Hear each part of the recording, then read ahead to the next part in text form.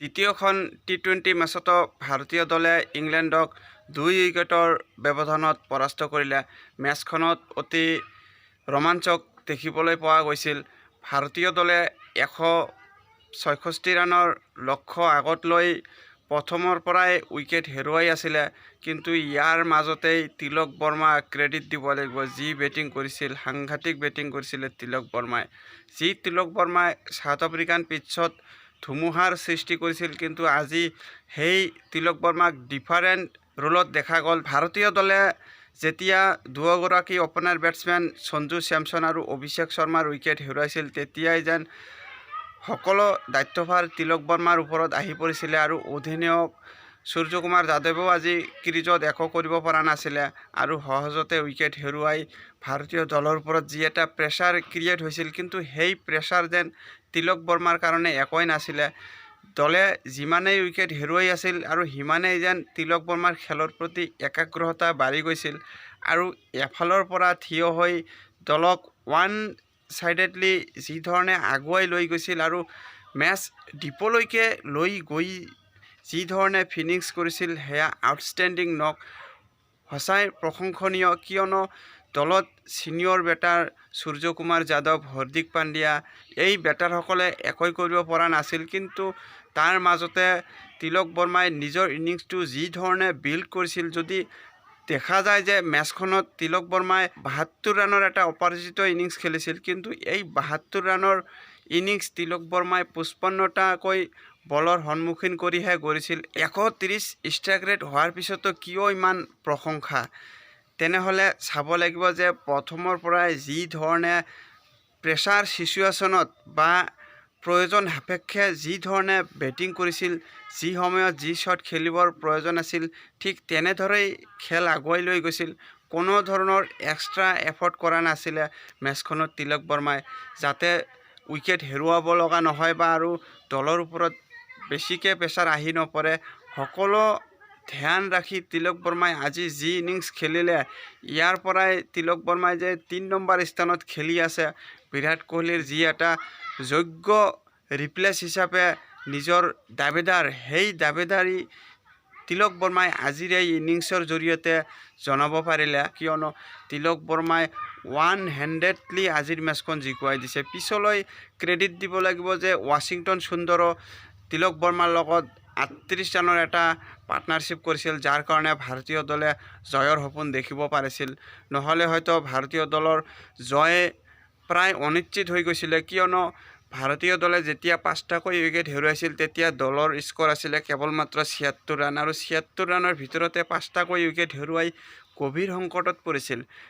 তেতিয়া তেনে মুহূৰ্তত পাৰ্টনাৰশ্বিপৰ প্ৰয়োজন আছিল আৰু ৱাশ্বিংটন সুন্দৰৰ লগত পাৰ্টনাৰশ্বিপ কৰি শেষলৈ যিখিনি ৰানৰ প্ৰয়োজন আছিল, সেয়াও ক্ৰেডিট দিব লাগিব টেলেণ্ডাৰ বেটাৰ অৰ্শদ্বীপ সিং আৰু ৰবি বিষ্ণই। অৰ্শদ্বীপ সিঙে যি ধৰণে সহায় আগবঢ়াইছিল তিলক বৰ্মাক, ইয়াৰ পৰাও ভাৰতীয় দলে জয়ৰ যি এটা ৰচনা, সেই ৰচনা লিখিব পাৰিছিলে। নহ'লে হয়তো ভাৰতীয় দলে আজি পৰাজয় বৰণ কৰিব লগা হ'লহেঁতেন। আৰু টেলেণ্ডাৰ বেটাৰসকলে যদি 15-20 ৰানৰ এটা পাৰ্টনাৰশ্বিপ কৰি এনেধৰণৰ কণ্ট্ৰিবিউট সদায় কৰি গৈ থাকে, তেনেহ'লে দল কিমান শক্তিশালী হয় বা আৰু কিমান ষ্ট্ৰং থাকে শেষলৈ, সেয়া আজি প্ৰমাণ হ'ল। আৰু অৱশেষত যি ৰানৰ প্ৰয়োজন আছিল ৰবি বিষ্ণুক ক্ৰেডিট দিব লাগিব, যদিও বা বল হাতেৰে আজি একোৱেই কৰিব পৰা নাই, কিন্তু বেট হাতেৰে শেষলৈ যি 2টা বাউণ্ডাৰী কোবাইছিল, সেই 2টা বাউণ্ডাৰী নহ'লে হয়তো তিলক বৰ্মাৰ ওপৰত আৰু অধিক প্ৰেছাৰ ক্ৰিয়েট হ'লহেঁতেন। আৰু অৱশেষত তিলক বৰ্মাৰ লগত যি এটা অন্তিম মুহূৰ্তত 20 ৰানৰ অপৰাজিত ইনিংছ বা পাৰ্টনাৰশ্বিপ গঢ়ি তুলিছিল, এই পাৰ্টনাৰশ্বিপৰ মূলতেই ভাৰতীয় দলে দ্বিতীয়খন টি-20 মেচত জয়লাভ কৰি ইংলেণ্ডক 2-0 ব্যৱধানত পিছুৱাই দিলে এই ছিৰিজত। আৰু ইয়াৰ পূৰ্বে যদি কোৱা হয় ভাৰতীয় বলিং বিভাগৰ কথা, বলাৰসকলেও দমনীয় বলিং কৰিছিল। প্ৰথম মেচৰ দৰে ঠিক আজিৰ মেচখনতো অৰ্শদ্বীপ সিঙে উইকেট লোৱাৰ যি এটা অভ্যাস নতুন বলেৰে পাৱাৰ প্লেৰ ভিতৰত, সেই অভ্যাস আজিও এৰা নাছিলে আৰু প্ৰথম পাৱাৰ প্লেৰ ভিতৰতে আহি ব্ৰেক থ্ৰু দি অৰ্শদীপ সিঙে জাননী দিছিলে যে ভাৰতীয় বলাৰসকলে আজিও যে ডমিনেটিং কৰিব, আৰু সেয়াই হৈছিলে।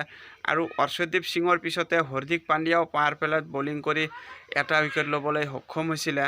অৰ্শদীপ সিঙে মেচখনত যদি দেখা যায় এটাহে উইকেট পাইছিল যদিও, কিন্তু মেচৰ যি মোমেণ্টাম ক্ৰিয়েট কৰিব লাগিছিল প্ৰথমতেই সেয়া কৰি দেখুৱাইছিলে অৰ্শদীপ সিঙে। আৰু পিছলৈ পাৱাৰ প্লে শেষ হোৱাৰ পিছতেই যেতিয়া মিডিল অভাৰ্ছত স্পিনাৰসকলৰ সময় আহি থাকে, আৰু সেই সময়ত বৰুণ চক্ৰৱৰ্তীয়ে পূৰ্বৰ মেচখনত যি ধৰণে ভূমিকা গ্ৰহণ কৰিছিল, ঠিক আজিৰ মেচখনতো সেই একেই তাণ্ডৱ চলালে। আৰু বৰুণ চক্ৰৱৰ্তীৰ আগত ইংলেণ্ডৰ বেটাৰসকলে একেবাৰে তছনছ হৈ গৈছিলে। নিজৰ স্পেলত আহিয়েই তৃতীয় বলতেই যি ধৰণে হেৰি ব্ৰুকক বল্ড আউট কৰিছিলে বৰুণ চক্ৰৱৰ্তী, আউটষ্টেণ্ডিং বলিং আছিলে। আৰু বৰুণ চক্ৰৱৰ্তী কামবেক কৰাৰ পিছত যি ধৰণে ওপৰজোপৰি ধাৰাবাহিক বজাই ৰাখি আছে, ইয়াৰ পৰাই বৰুণ চক্ৰৱৰ্তীক আৰু দলৰ পৰা বাহিৰ কৰাটো মেনেজমেণ্টৰ অতিকৈ কঠিন কাম হ'ব। আৰু কেৱল মাত্ৰ প্ৰথম অভাৰতেই উইকেট লোৱাই নহয়, ইয়াৰ পিছতো আৰু এটা উইকেট লৈ বৰুণ চক্ৰৱৰ্তীয়ে নিজৰ যি স্থান, সেই স্থানৰ কাৰণে পুনৰ এবাৰ চিমেণ্টিং কৰি ল'লে। আৰু এই ইনিংছত বৰুণ চক্ৰৱৰ্তীয়ে দুটাকৈ উইকেট লৈ পুনৰ এবাৰ প্ৰমাণ কৰিলে। তাৰোপৰি অক্ষৰ পেটেলেও আনফালৰ পৰা স্পিনাৰ হিচাপে যি ধৰণে মেচৰ মোমেণ্টাম ক্ৰিয়েট কৰিছিল ভাৰতীয় দলৰ কাৰণে, সেয়াও প্ৰশংসা কৰিব লাগিব। আৰু অক্ষৰ পেটেলেও ওপৰজোপৰি দুটাকৈ ব্ৰেক থ্ৰু দিছিলে, যাৰ কাৰণে ইংলেণ্ডৰ বেটাৰসকলে দ্ৰুতগতিত ৰান যিমানেই কৰিবলৈ চেষ্টা কৰি আছিল, কিন্তু এটাৰ পিছত আন এটা ব্ৰেক থ্ৰু দিয়াৰ কাৰণে ইংলেণ্ডে কেৱল মাত্ৰ 165 ৰানতেই থমকি যাব লগা হৈছিল। কিন্তু পিটছ অনুযায়ী এয়া এক ক'ব গ'লে ফাইটিং টোটেলে আছিলে। ইংলেণ্ডৰ বেটাৰসকলে ওপৰজোপৰি উইকেট হেৰুৱাই আছিল যদিও ইংলেণ্ডৰ এয়াই এক প্লান আছিল যে উইকেট যিমানেই নপৰক কিয় ৰান ৰেট যে বজাই ৰাখিব লাগে মেচত, সেই স্থিতিত ইংলেণ্ডৰ বেটাৰসকলে ভালদৰে ধ্যান দিছিলে, যাৰ কাৰণে ইংলেণ্ডে ওপৰজোপৰি উইকেট হেৰুৱাৰ পিছতো আজি মেচখনত 165 ৰান সংগ্ৰহ কৰিবলৈ পাইছিলে। বাৰু যি কি নহওক, ভাৰতীয় দলৰ যি এটা কণ্টেষ্ট চলি আছে যে এদিন নহয় এদিন এজনৰ পিছত আন এজন খেলুৱৈয়ে প্ৰদৰ্শন কৰি দলক মেচ জয়লাভ কৰাত বা দলক আগুৱাই লৈ যোৱাত, সেই কণ্টেষ্টত যি ধৰণে নতুন নতুন খেলুৱৈসকলে আগুৱাই আহি আছে, ইয়াৰ পৰাই ভাৰতীয় দলৰ বেটিং বা বলিং ষ্ট্ৰেংথ আৰু অধিক শক্তিশালী হৈ আছে। আজিলৈ দ্বিতীয় T20 মেচখনৰ মেটচ প্ৰিভিউ এয়াই আছিলে। ধন্যবাদ।